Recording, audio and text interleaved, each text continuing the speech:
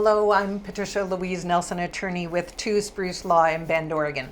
I want to talk about the impact of divorce on estate planning. There's a couple of areas where times in your life where it may become applicable.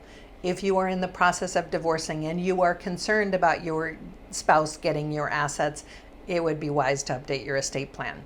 You can prepare an estate plan during your marriage that leaves out your spouse as a beneficiary if you are not living together as a married couple. If you have to stay together for financial reasons in the same house, you probably can't create an estate plan that will work to have your spouse receive nothing.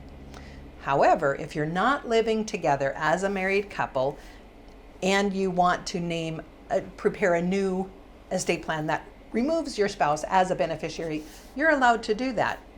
Under Oregon law, if you're living together, your spouse is entitled to an elective share. That's from the statute.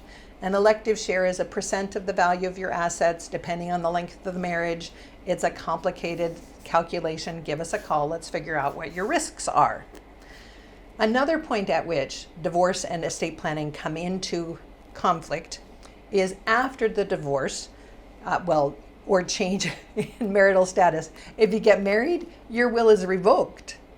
If you get divorced, the provisions in your will or trust for the benefit of your spouse are removed by operation of law. You don't have to amend the document.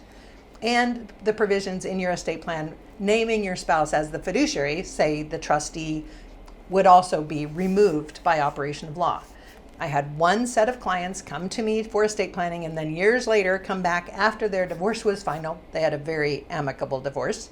And they, after considering it, decided that they were very comfortable with the provisions for the distribution to their children and were comfortable with who was named as the contingent trustees for the children's trusts. And so they didn't need to update their estate plan. That is the exception, not the rule. If you get divorced, if you get married, if you're getting divorced, give us a call. Let's figure out how important it is for you to update your estate plan.